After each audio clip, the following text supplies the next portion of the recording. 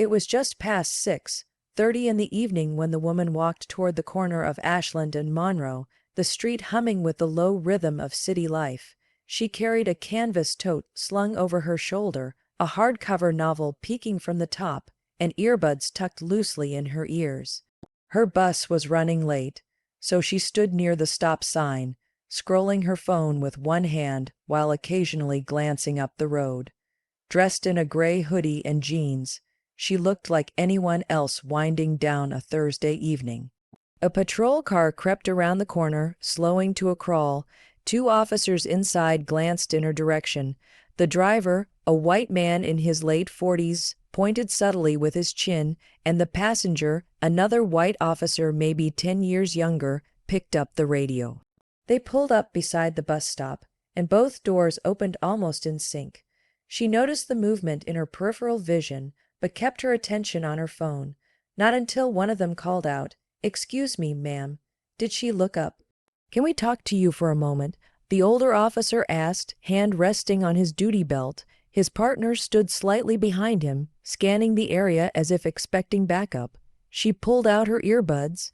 "What's going on?" she asked, puzzled but not alarmed. Her voice was calm, but her body tensed instinctively. "You match the description of someone we're looking for." The younger cop said, "Mind telling us your name?" She blinked, confused. "What kind of description?" the older officer interjected quickly. "We just need to confirm something. Standard procedure." Her eyes darted between the two. "You didn't say what I supposedly did." "It's not that complicated," the younger one added, his voice tighter now. "Just answer the question." She narrowed her gaze, took a step back. "I'm waiting for the bus. I haven't done anything. What's this about?" Pedestrians on the opposite side of the street started to notice the interaction. A man in a blue jacket slowed his pace. A woman pushing a stroller turned her head briefly before continuing on. The city didn't stop, but it began to watch. The older cop repeated, "Ma'am, we're asking you to cooperate. This'll only take a second if you don't make it difficult." Her voice remained even but firm. "You still haven't said what you think I did. You just walked up on me. That's enough." The younger one snapped, stepping forward. "We're detaining you for questioning." "For what?" she asked again, louder this time, stepping back as both officers advanced. Her heart started to hammer in her chest. She glanced around. A teen across the street raised their phone and began recording. Another bystander, an older black man leaning against a nearby lamppost, stood straighter, eyes locked on the scene. "You're obstructing now," the older cop said, reaching toward his cuffs. "Put your hands where I can see them." She instinctively raised her arms, her phone still in one hand. "This is harassment," she said, her voice rising now. "I haven't done anything." The younger officer stepped behind her, trying to grab her wrist. She jerked away. "Don't touch me." More heads turned. The teen with the phone had crossed the street and was filming close now. A woman with a briefcase called out, "What's she done? Why are you grabbing her? She matches the description." The older cop said again, louder this time, as if saying it more firmly would make it true.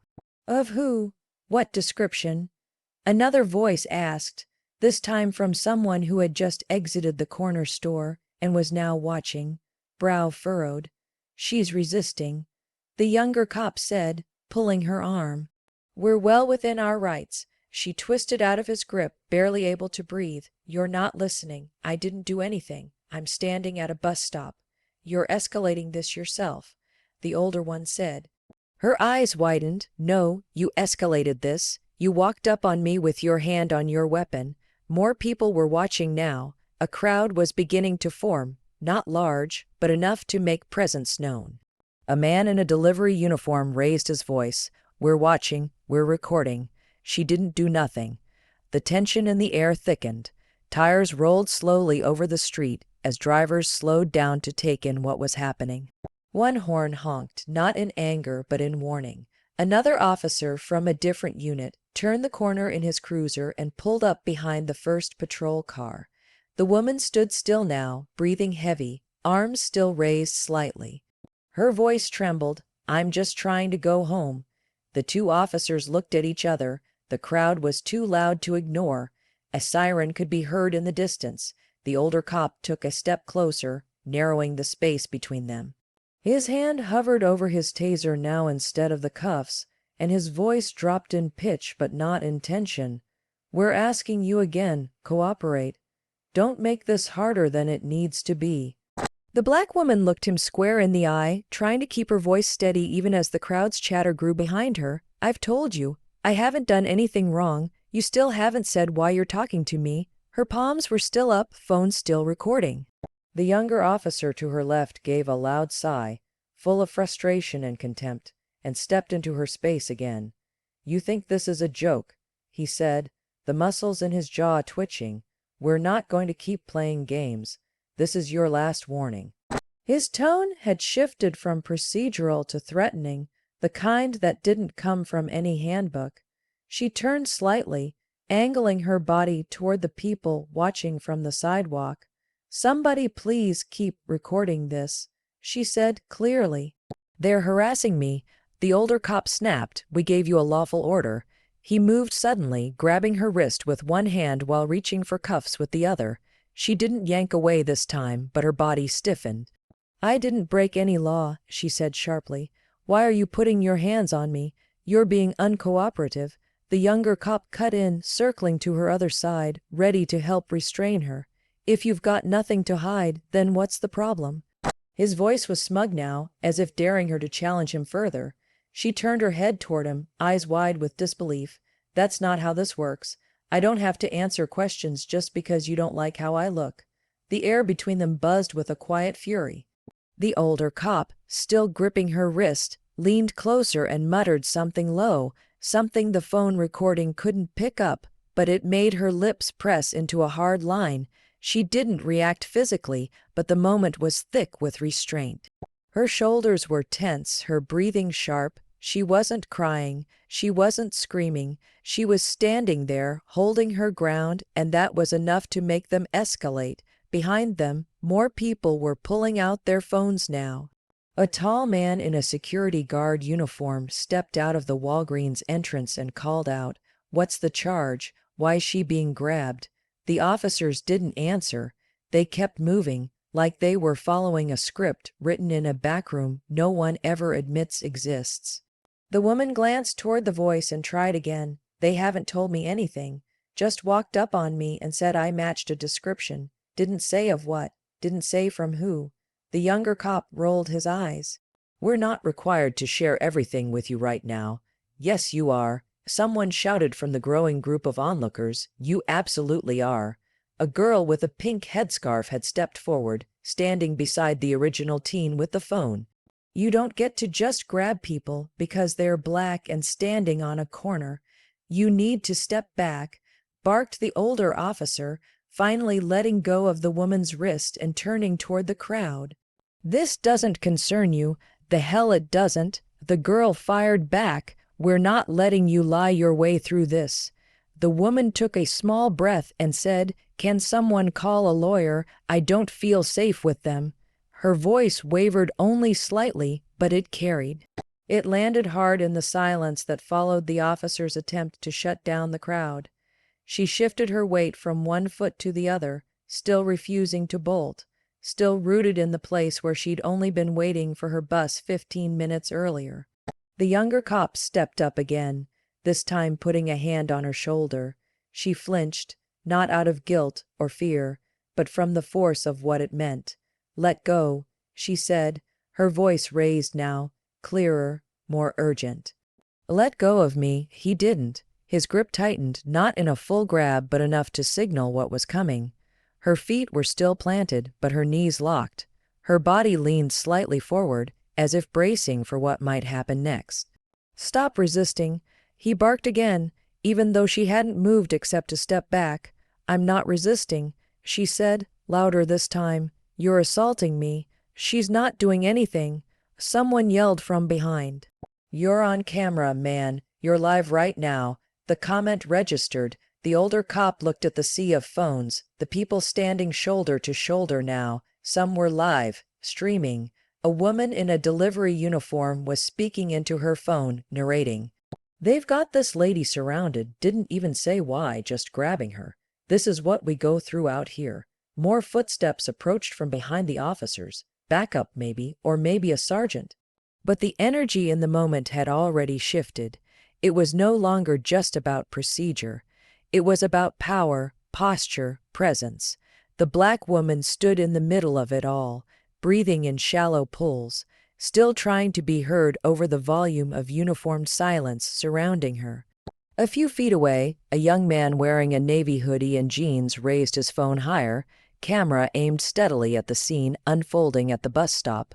His fingers were trembling slightly, not from fear, but from anger he was holding back. His voice, though, was steady as he said, "You're live right now, Instagram live, thousands watching." He moved slowly, careful to stay on the sidewalk. "This ain't right," he added, more to the phone than to the cops. "She's just standing there, waiting on a damn bus." Across the street, an older woman wearing a patterned scarf had stopped her shopping cart and was already dialing on her phone. "I'm calling the news," she said to no one in particular. "This is that mess I be talking about. They just walk up on us like they got the right." More bystanders were beginning to record. A teenager with a skateboard set it down beside her feet and started filming on her phone, holding it vertical, trying to get a good shot of the woman's face, her hands still up, her body surrounded. "What'd she even do?" the girl asked to nobody specific. "They just came up on her. Ain't say nothing. Just grabbing her like that." The two officers had shifted from assertive to visibly annoyed, their eyes darting between the growing crowd and the black woman, who still refused to be silenced. The younger cop glanced at the phones pointed in his direction and muttered something to his partner under his breath, something clipped and tight. The older cop straightened his stance and raised his voice. "Everyone needs to step back. This is a police matter. You are interfering with an active investigation." "What investigation?" a man called out. He stepped forward, holding his phone out like a shield. "You didn't even say what she did. You rolled up on her while she was minding her business. That's not your concern." The officer snapped. "Like hell it isn't." The man shot back. "This is our neighborhood. We got every right to ask what's going on." Another woman, maybe in her early 30s, stood beside the man and said calmly, "This is exactly why we record. Because y'all lie when there's no proof. Not today." The woman at the center of it all glanced sideways at the people around her. For a moment, just a moment, her expression softened, not from relief but from recognition.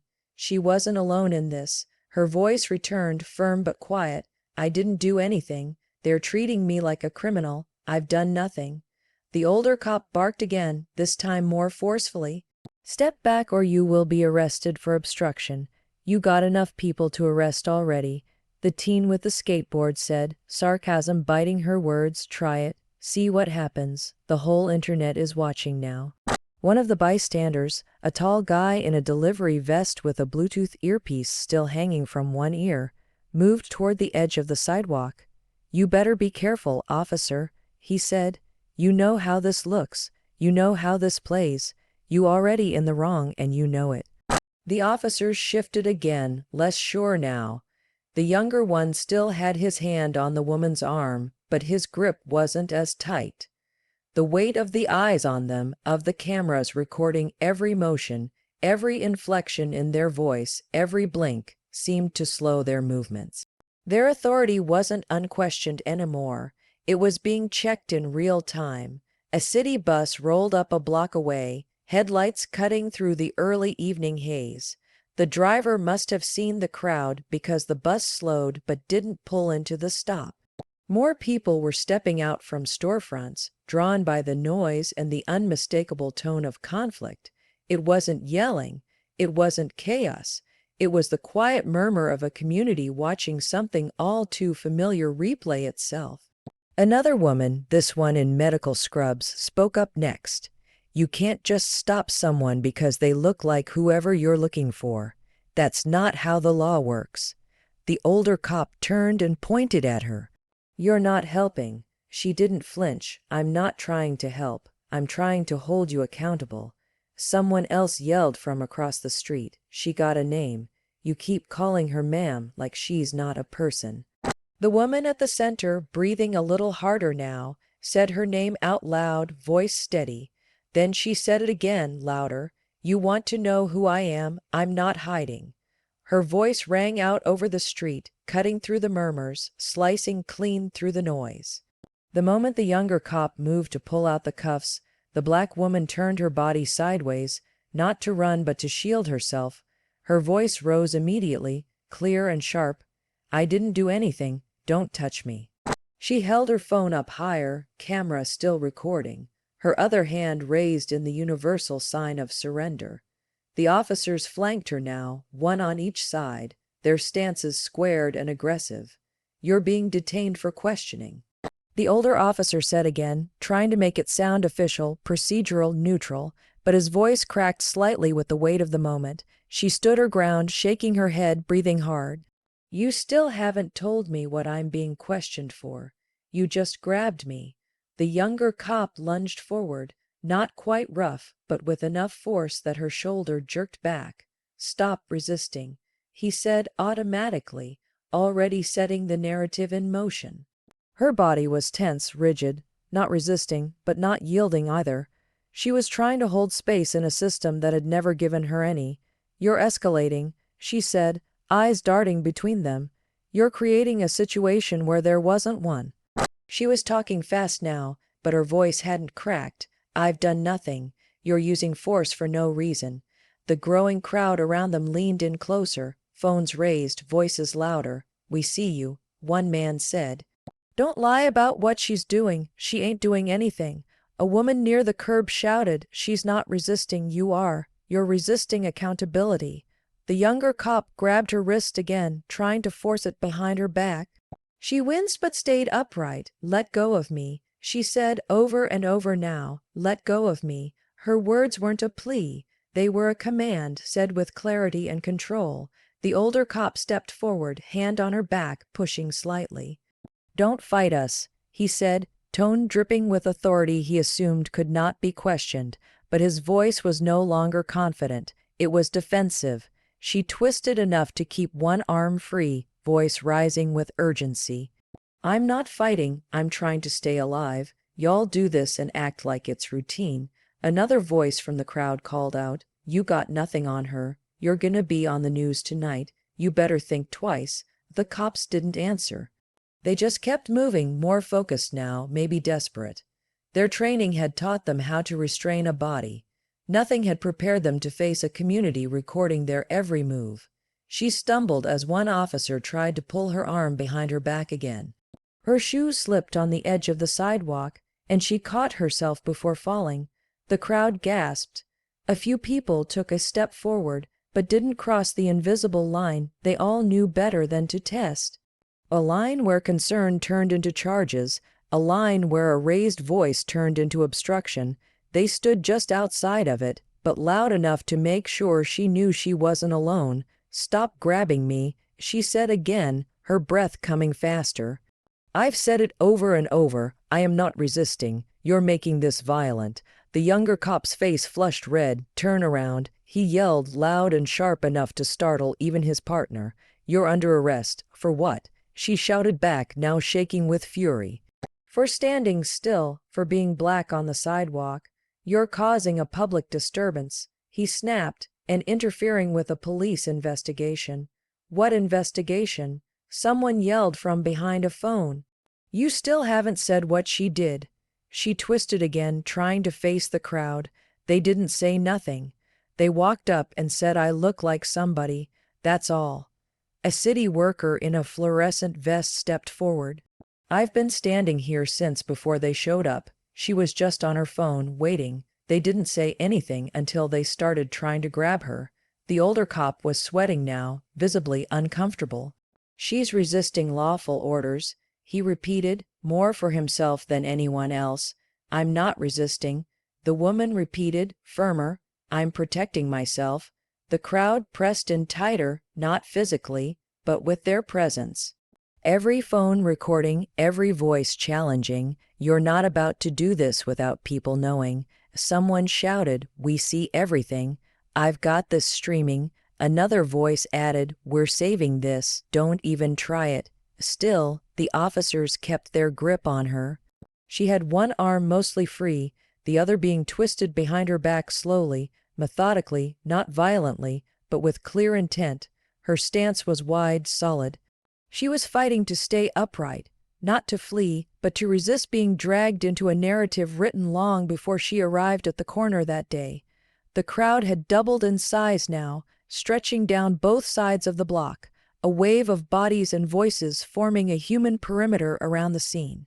No one was pushing forward recklessly, but the collective presence was undeniable.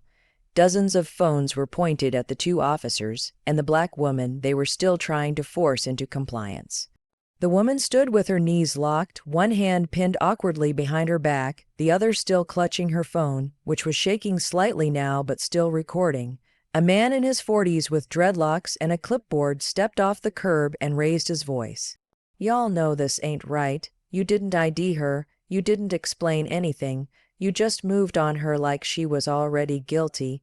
His voice wasn't angry, it was surgical, controlled, but loud enough to carry over the growing noise.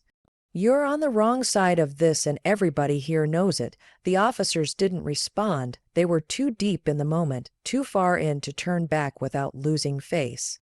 The older one glanced briefly at the growing crowd, his jaw clenched tight, his eyes scanning like he was looking for backup that hadn't come yet. The younger one looked flustered, trying to maintain his grip on her wrist, while also keeping his stance squared. His face was red, tense with frustration, maybe embarrassment, maybe fear, but his grip didn't loosen. A woman holding a toddler on her hip shouted, "You think we don't know how this goes? You think this ain't happened before? It's every damn day." A teenage boy with a pizza delivery bag still slung over his shoulder stepped forward. "Y'all don't get to decide she's a threat just 'cause you feel uncomfortable. That's not how this works." More people were now directing questions directly at the officers. "What's her name? Do you even know? What's the charge? You read her rights yet? Where's your supervisor?" The questions came rapid fire, some sharp, others incredulous, but none of them were answered. The silence from the officers only made the noise louder. The black woman was speaking now too, her voice less strained but still firm, layered with exhaustion and defiance. "They still haven't said what I'm being detained for. I asked 20 times. All I got was you match a description. That's not enough." She looked at the crowd, her phone still raised, her breath uneven. "I'm not going with them without witnesses. Y'all keep filming." As someone yelled from behind a parked car, "We're not letting them disappear you. That's what they want, but not today." A few people in the crowd began repeating her name, chanting it slowly at first, then louder. Her name echoed off the buildings and over the rumble of traffic in the distance. It was a tactic older than the smartphones they held. Speak the name, make her a person, make her too real to ignore, too real to erase. From the far end of the street, another squad car pulled up.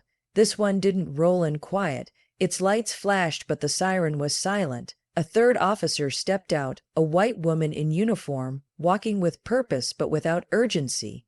The crowd shifted slightly, half curious, half skeptical.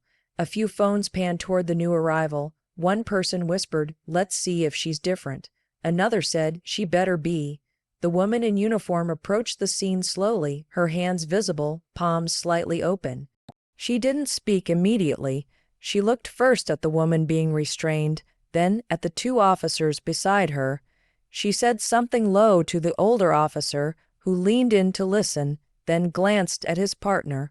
There was a flicker of hesitation now. The younger cop's grip didn't change, but his eyes were darting around, aware of every lens pointed at him, every breath from the crowd watching his every move.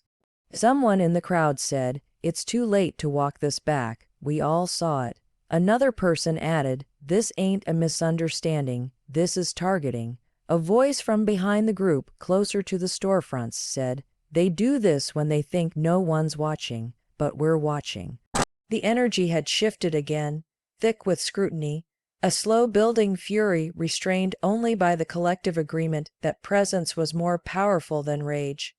The black woman was still upright, still resisting not with force but with presence. Her knees trembled but didn't buckle. Her voice was quieter now, almost hoarse. They don't get to decide my story, not today.